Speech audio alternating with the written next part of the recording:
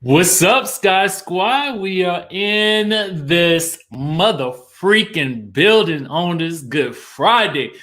TGIF up in this building. Okay. I want to know who my people are in the building. Drop down in the chatterization and let a brother know who we got up in here and where you're watching from. Okay. We got Barbados in the house. We got Greenville, South Carolina up in the house. Who else we got up in here? Chicago, Philly, Alexandria, Louisiana. Is that it? Hey, come on now. We got who else? New Orleans, Los Angeles, Jersey City. My dad's from Jersey City. Chicago up in the house. Flower Mound, Texas. I see you back up in here. Namibia up in the place. Pinky Cleveland, Ohio, Bermuda, Atlantic City, Bmore, St. Louis. I see y'all. Ypsilanti, Michigan, Trinidad. Trini up in this building. Okay, I see y'all. Listen, we got London up in the house. Into the chat. I see y'all. Listen, today we're going to be discussing. We got to talk about this Marlo and Porsha thing because it's about to pop off in this upcoming episode of The Real Housewives of Atlanta. They are finally facing off. And yes, we all know that the reunion was held yesterday, and I am hearing that it was quite a fest, okay? I'm hearing that it was quite a fest, and I'm hearing that your girl Kenya Moore came out swinging, okay? Now, I don't think that that's any surprise, but, Kenya Moore's always good for a good read. So I think I'm hearing that she had done gathered some of the girls together. You know what I'm saying? I'm also hearing that maybe LaToya might be on an island by herself at this point. I don't know. But she sure was riding around the New York streets last night with that man she with. Okay. I ain't mad at it, girl. Get your life. Get it how you live it. The other thing that we got to talk about today, y'all, is Mona Scott Young is calling out Andy Cohen and Carlos King. Now, to be quite frank with you guys, I was going to take today off because I had just been so busy editing interviews and whatnot. Side note, guys, if you're going to be watching the Bell Collective reunion, just let me know if you're going to be watching that tonight. Bell Collective reunion part 2 comes on at 10 p.m. on OWN TV. Shout out in the chatterization if you guys are going to be watching that good Bell Collective reunion. I just want to see some hands, a show of hands in the house about who's going to be watching that. And the reason I want to let you guys know is because right after the Bell Collective reunion, I have my interview with Latrice Rogers where she's confronting all of the allegations. You guys are not going to want to miss that. Take a look at this preview right here. Okay, can you walk us through Bundlegate? No receipts were ever produced. My husband went off on Kay. I went off on Kay. She literally hung the phone up in my face. All right, so we got that coming up tonight at 11 p.m. It'll premiere right after the episode airs. So be on the lookout for that. I'll definitely post a link after I finish. I just got to make a couple of more edits just to kind of correct some like lighting and stuff like that as best I possibly can for you guys. But now with all that being said, let's go ahead and stage dive into what we got to talk about today. So shout out to our friends over at the Neighborhood Talk. Kyle and the crew are always doing the doggone thing, okay? So here's what's going on, guys. So the headline reads, Mona Scott Young says that male producers like Andy Cohen and Carlos King aren't criticized for their depiction of women on Real Housewives like she is for Love and Hip Hop. Now, we're going to get into the story, but I want to know your thoughts on this down in the comment section below. And I thought this would be a great conversation topic for us today. And maybe I'll do like a short call-in session when we're done with all of our news headlines. But I want to know what you guys think. So let me know your thoughts on this in the chatterization. So, Mona Scott Young is sharing her experiences during an interview with Madame Noir. She was asked about being criticized for her work in reality TV with shows like Love and Hip Hop, while her male counterparts aren't given the same treatment. Now, Mona definitely agreed with this statement. She says, you look at Andy Cohen, you look at Carlos King. Carlos actually worked on the Love and Hip Hop franchise, but they've never been pinpointed in the same way. But I think it's a little bit of the cross that we bear as women in any business we're in. We're held to a different standard. We're scrutinized very differently. I don't think anyone stops to think about how difficult it is to be competitive in this space. Now, she kind of, at this point moves on in the discussion, and she's, kind of defending the shows that she produces by saying that she's showcasing the lives of women, and she feels the women have the right to tell their story. She says, and the whole idea that there's something wrong with what we do by showcasing the lives of the women in this culture, for me, is something I'll defend every single day, because I feel like we should have the opportunity to tell all stories, right? And hip hop, and the story of women in hip hop, is one set of stories of Black women. And that story has as much of a reason to be told as any of the other stories should and are being told. Then she says that she doesn't let any of the standards discourage her. She says, it's hard sometimes to listen to the things that people who don't know me are saying. But for the most part, I have to be clear about what my intentions are. I have to be clear about who I am and not allow those things to distract me. Okay. So they asked for thoughts. So shout out to the Neighborhood Talk for posting this and publicizing. And this clip was originally from Madame Noir. So shout out to Madame Noir as well. Now, I got to take it back on over to you guys. Okay. Because in my mind, Nalisa Brown says Mona Scott is right. Andy is getting away with his depiction of Black women is ridiculous. Here's the thing. I never assumed that. I can't say never. I think the slight bit of difference is that it seems as though the stories that come out about the altercations on Love and Hip Hop seem a lot more scandalous than the stories that come out about the altercations that happened on Real Housewives.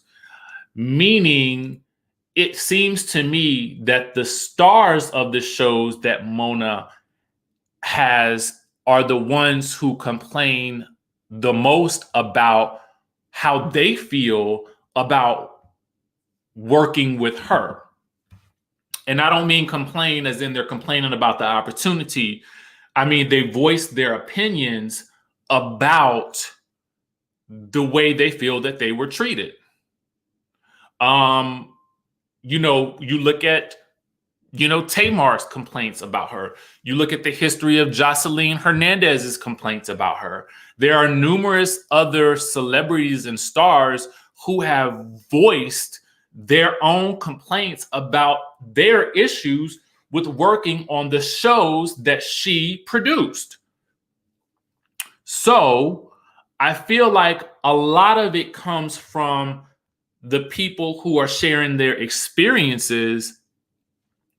And it seems like, I don't know if it's just that because she's a woman.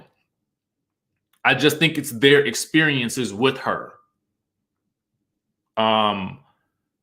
And I feel like there tends to be historically more altercations on Love and Hip Hop shows and on VH1 shows in general than there are on the shows on Bravo as a whole. Not to say they don't exist, but I'm saying that historically we have seen more of those altercations on Love and Hip Hop, okay, which is associated with Mona Scott, regardless of whether or not she's still producing certain franchises or not, okay? So I think that is one of the biggest issues. And to be quite honest with you, thank you, T-Ness, for the super chat. To be quite honest with you, we need look no further than the comment section on this post. Jocelyn says, may I? This hoe. Okay. Milan Christopher says, cut the ish. We can all count on one hand how many physical altercations happen on Real Housewives of Atlanta, but every episode of Love and Hip Hop, Black people, women are physically attacking each other weekly, something in which you and your production company condone, whereas the other, i.e., do not. Some fights actually result in pay cuts, suspension, or even being fired from the Real Housewives franchise. Go have a seat with your manipulative, evil self. It's Black Empowerment Year, and your divisive energy ain't needed in the world today. Thanks in advance from an ex-cast member. Carlos King simply responded, and I love Carlos's response. Carlos King did not even engage in any of it. He simply said, catch Bell Collective Part 2 reunion tomorrow night at 10 p.m. 9 Central on TV, and the season finale of Love and Marriage Huntsville is on Saturday at 9 p.m. 8 Central on. Period. He didn't even engage in it. All he did was plug and promote his shows. This was so smart of him. Let's see here. A lot of people felt a lot of different types of ways. There was another comment that I felt that I had read here. But, clearly everybody feels a little bit differently. You know what I'm saying? From a viewer's perspective, it may appear that Mona gets more flack because because she's a woman. That could, I don't know. I wanted to get on the line with you guys because I really wanted to know how you guys felt about it. Because I was kind of like, in my mind, I was like, again, I said I wasn't going to do a video today. I was going to go work on some editing and stuff like that because I'm really behind. And I said, no, I want to ask y'all what y'all really think about this. Thank you for this comment. Own and VH1, totally different shows. El Bray, thank you for the super chat. Says the castmates on Love and Hip Hop always come out and say their storylines were fake or made up. It's one story: women fighting over washed up artists for a check.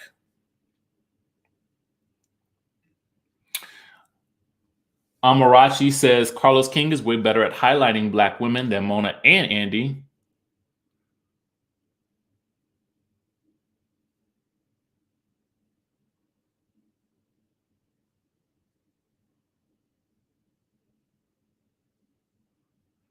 It's interesting to me.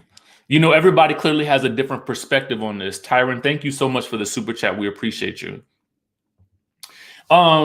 I think that one of the other things is that we have typically heard, and I think even the comments from like Jocelyn and Milan really kind of echo a lot of the things that we have heard from other cast members, where it's alleged that the altercations sometimes lead to rewards for certain cast members. And, those things do stand out. I don't think it was until that season where on Love and Hip Hop, we had Jocelyn and Stevie going at it with the entire stage that there was really a little bit of a call out from the general public to say, hey, this is too much. That's a little bit too much. And so they began kind of cutting around a lot of the altercations as time went on. So I think that, this is good. The Immature Reviewer says both shows have different audiences.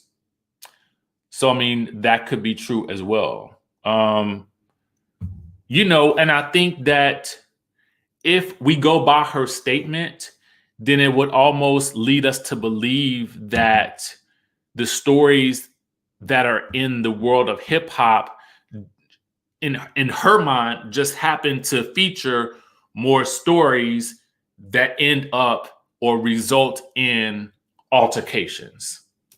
And I don't know. I don't know how I feel about it. But I feel like I've heard more bad stuff about Mona from the people who have worked with her than I have about Carlos King or Andy, because the people that work with and for them typically have positive things to say, particularly Carlos King. especially here recently, I feel like you typically hear more positive things coming from the cast members who work with him. So, I mean, and you can sort of look at that and say, who might be the better person to work for? That's a question right there. Okay. Now I want to move on because I know that we have talked about that subject enough. I want to move on to Porsha and Marlo. Okay. So let me pull up this right here. So in this scene, in the coming up episode of Real Housewives of Atlanta, Porsha Williams is finally going to confront Marlo Hampton. Okay. Now, as you guys can see here, the preview says Porsha Williams feels like Marlo Hampton's energy has changed. Porsha and Marlo try to figure out what's changed in their friendship. So Porsha basically is stating here that she feels like she's being fake by not confronting Marlo about what's been going on between her and with her and Porsha, right?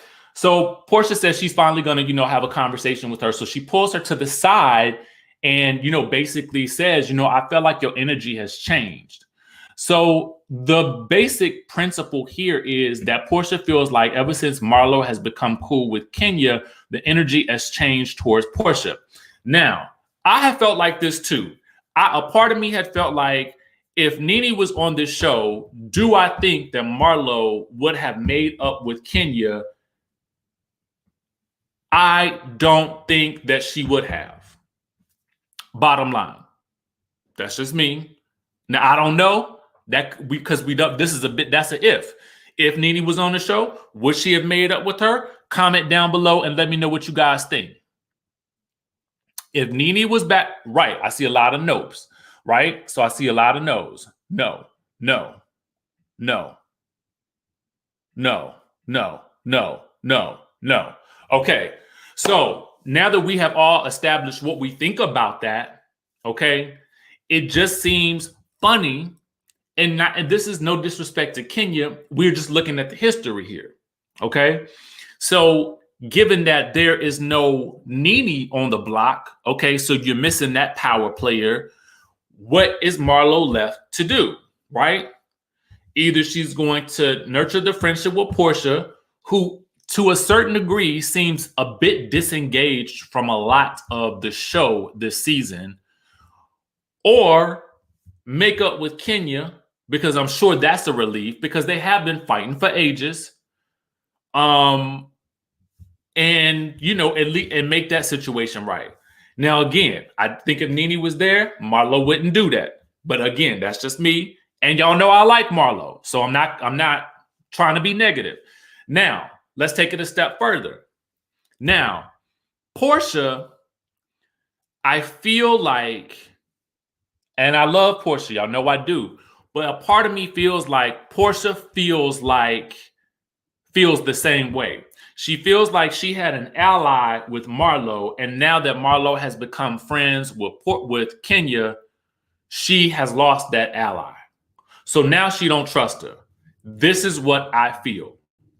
Now, I'm going to tell you what Marlo does in this scene that kind of evens the playing field. And I want you guys to tell me if you feel like Marlo is in the right in this situation. Marlo says to Porsha, well, when you and Kenya had made up and y'all were having y'all play dates, I had to swallow that and take myself out of it and allow you to have that relationship with her, but I was still always cool with you.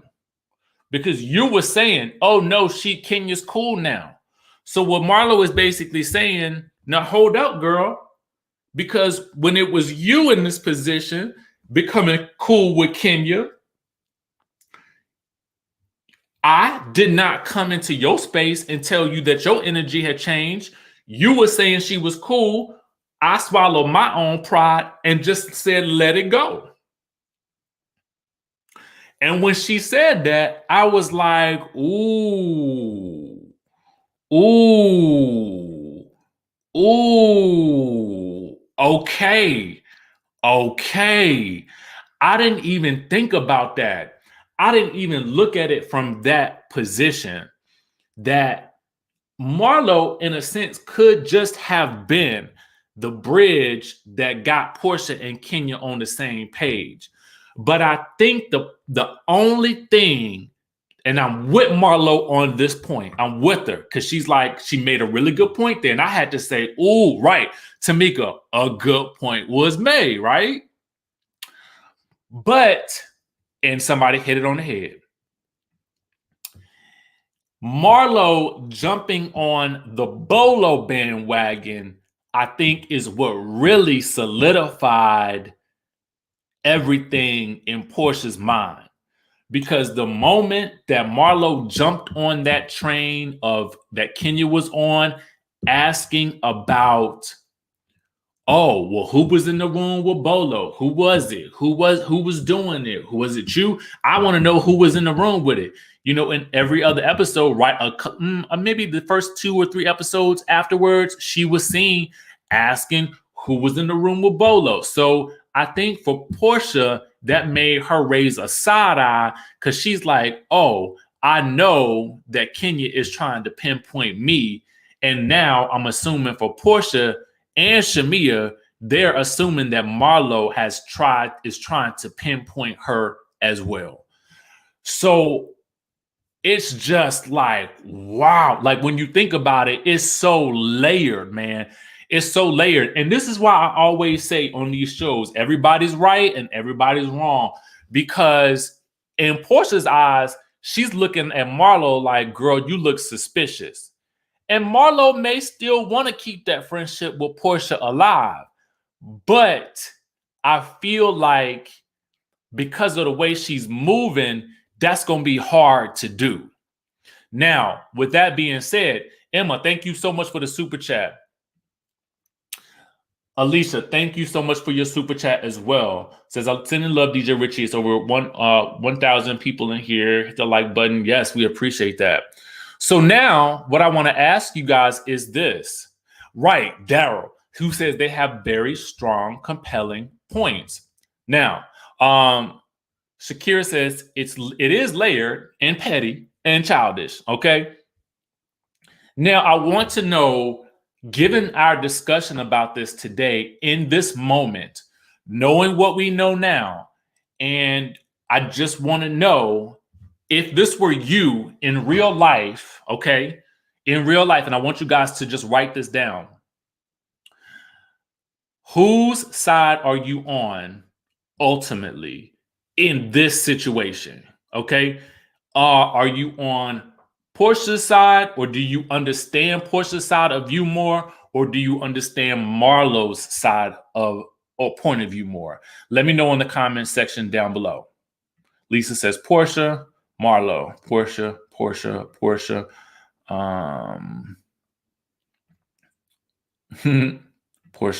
Marlo, Porsha. I'm seeing a lot of I was about to say I'm seeing a lot of Porsches, but I'm starting to see a lot of Marlos too. It looks like people are split.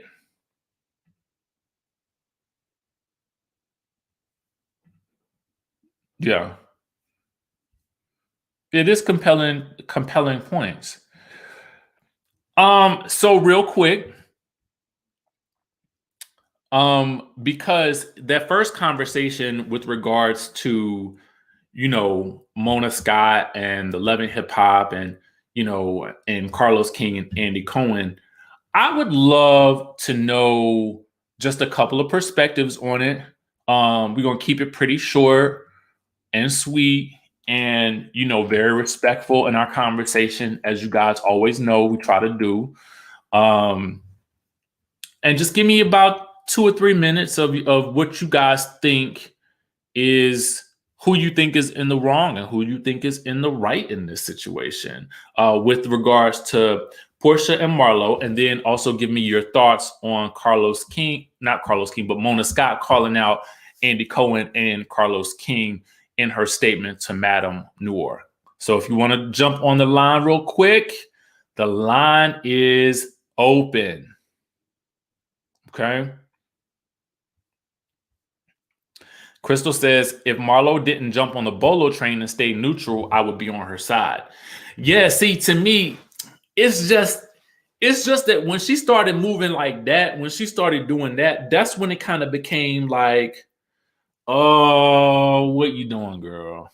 What you doing? What you got going on here? That seems a little odd. Hey. Hey, hi, how are you? Oh, let me Good, turn how the are light. you? Good. I feel like Porsha needs to just like be a little bit more mature about the fact that it's okay to have common friends with Kenya.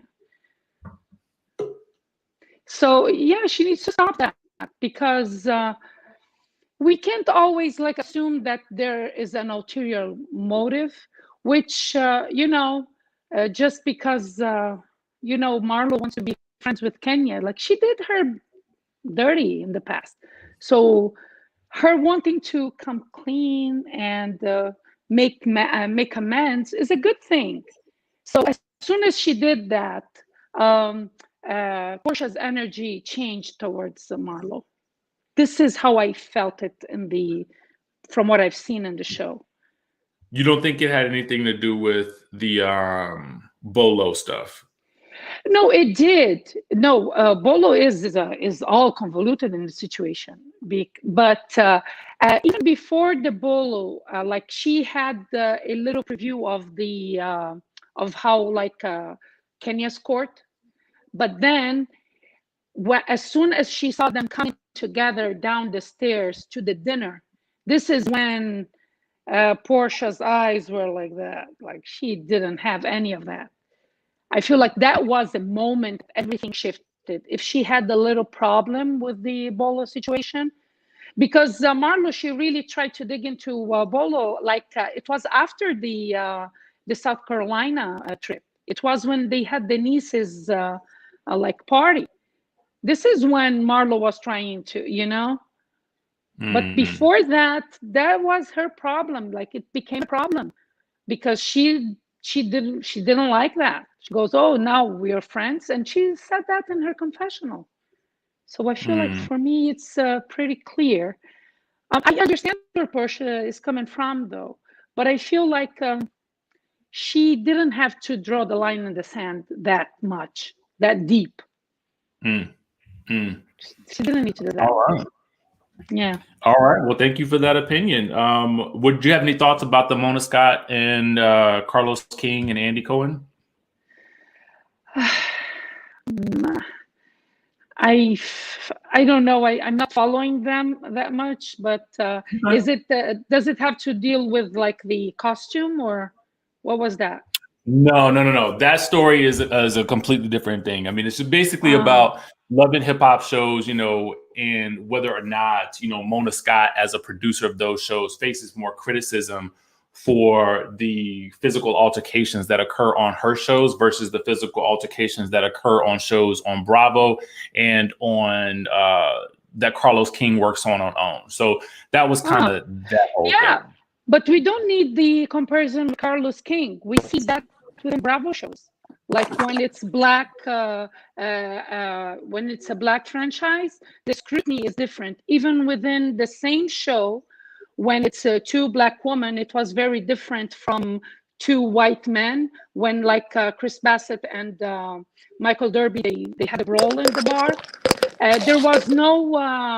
There was no like disclaimer about violence before mentioning that.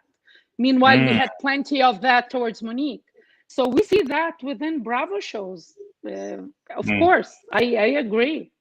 Like they need to have one set of HR rules for all their shows. All right, Miriam, thank you so much for calling in. Take care. Have a great weekend. Bye. You too. Yo. What's going on, man? I think with this Porsha thing I think she is unbothered. She's just more annoyed with Kenya. And it's not the fact that Marlo is friends with Kenya. It's the fact that Kenya Kenya has put Marlo into a position where she has to find out information through Porsha, and Porsha's just trying to be cautious of herself and her well-being, and that's why she distanced herself, in my opinion. And Marlo obviously notices that, and when Porsha tells her, it's like, I'm not basically telling you to choose a side, but you got to realize where I'm coming from. It's just like, this person has always had it out for me, especially this year, and I haven't given her anything, and you don't see why I don't feel a certain type of way. That's just kind of the way I see it, you know? Yeah. It's tough, man. I think if I was in that situation, I'm trying to ask myself what I would do. I probably would distance myself a little bit too. I ain't even gonna lie, but Portia's a Cancer, I'm a Cancer, so I understand it. And exactly. It's not because everybody's allowed to be friends with who they're friends with. But if I know that you could, like, that you can so easily become cool with somebody who I know is coming at me, then I'm gonna kind of let me just watch how you moving, you know. And the thing is, I know a lot of people are probably saying, well, Porsha did the same thing with Nene, with Kenya. And the difference between that is, I think she started distancing herself from Kenya when she saw how she treated Tanya. Because she was like, well, if for over a wig, you gonna try to ruin my relationship, or you was trying to make some kind of reaction over a wig. It's like, this is when things you crossing the line now. So if I did something, I know you would do something to me too. So that's kind of where I saw the line in the sand when it came to Kenya and Porsha of last year. But Porsha's just kind of like, I'm trying to be better this year. I'm just trying to live my life, and you constantly are throwing daggers at me, you know. And now you're bringing people in that I'm cool with, regardless of how y'all feel. That's y'all relationship, you know. All right, sir. Thank you so much for calling in. We appreciate you. I've been looking for you to call in at some point in time. I always see you in the comment section. Yeah, man. I be at work, so I'm at work right now, but I happen to get into this one, so I appreciate it. All right, cool. Thank you. All right, who else we got up in here? What's up? What's up, Richie? Give us your thought. I'm good. So my thoughts on the whole Mona, I'll start with that one. I mean, honestly, she ain't doing nothing different than Carlos is doing. Because let's go back to it. Carlos started off with, well, he got publicly through the Housewives. And while he gave us wonderful content, it was messy. I mean, I kind of think, like, I don't think he's totally on the level of Dr. Jackie and to Heavenly between them as messy scale, but he was somewhere in the middle. Mona I feel like Mona shows more of that more of what was really going on there. Andy and those counterparts and that essence, they kind of hide a little more. They kind of shifted off, depending on what cast it is too. Different cast get different treatment. Housewives of Atlanta, Potomac, they get treated harsher. Where and Jersey and a lot of those where it's predominantly white, they get the nice slap on the wrist. So funny. It's just funny. But I mean, they all doing the same. They ain't no different. So I mean, I get what Mona's saying. I don't think she's saying anything wrong. Maybe the messenger maybe it wasn't the necessarily the messenger. Maybe she could have maybe said it a little differently, but she was right. Let's call she was right. She ain't doing nothing different. And we still watching all those franchises. All of them are doing something we want to see. Good, bad, or in between. I mean, now, in regards to Porsha, I definitely am team Porsha because my thing is this. I think Porsha is going at it a little bit, and I don't want to say aggressive because but I feel like she's coming stronger because, let's be clear, classic Kenya. She's pulling Marlo along because she know Marlo wants to be on screen. Nene is gone. So who else is Marlo really gonna have that full-time screen time with? Yeah. Porsha won't really, even though her and Porsha and Marlo was cool, Porsha won't bring Marlo scenes like Nene and Kenya would. So Marlo got with Kenya, and Marlo is playing. She's playing the fence more so, just slightly edge to Kenya, because like someone said in the comments, Porsha and Drew already checked Latoya on don't tell Kenya she don't want her business told, and if she did, she would have said it. Marlo should have went and said that, and maybe Marlo said it and out, you know. But I mean, from what we see, let's go off. Marlo didn't say that on the show, so I can see Porsha sitting there. Girl, you moving funny. World, majority of us would not be as close if we see somebody purposely or unintentionally leaving out key points like that. I would definitely be looking at you like, I don't know if I can really be cool with you now, or I gotta have gauze. I don't know if I can trust that you gonna play and you gonna play neutral. Feel any kind of way about any of the women, because I get it. See, Kenya's trying to get her check. Marlo is trying to get some screen time so she can get just enough to be on the show but not be a main cast. And Porsha's just trying to protect herself because it's trying to pull Porsha's card once again. And now she's throwing Marlo because Marlo is, and I don't think Marlo is really this. I think this angle, but I feel like Kenya's looking at Marlo as, you thirsty for some time, and I'm here, and and all she really feels with is Cynthia and Kandi. So bring in Marlo to join in on the Kenya train. Let me get to the super chat real quick. Nezzy Porter says, and I thank you for the super chat, says the Porsha and Marlo dynamic switched up in the blink of an eye. And then also says that Carlos King has that surprise element in his shows, and Kandi made it clear she's not a fan of it. Another super chat. Thank you for so much for this. Dina the Explorer says, Team Porsha, she knows the game and is over Kenya's contrived antics. Wrong road, Marlo, wrong road. All right, sir. Well, thank you so much for calling in. We appreciate you. I definitely appreciate that opinion. We're going to see how these things turn out. I'm hearing this reunion was a little bit brutal, so I'm sure we're going to definitely not see, from what I'm understanding, any more of Porsha and Marlo after this reunion. So I think that's a wrap. But that's just it's a wrap. Based on what I heard. I don't know. We'll see. The door is closed. The door, it sounds like that door is locked, shut, and barricaded, okay? All right, thank you for calling in. Thank you. All right. Y'all, listen. It's about to be lit up in here. Thank you to everybody that called in. We really, I do appreciate y'all. Again, sometimes I be getting on live because it's not because I want to just,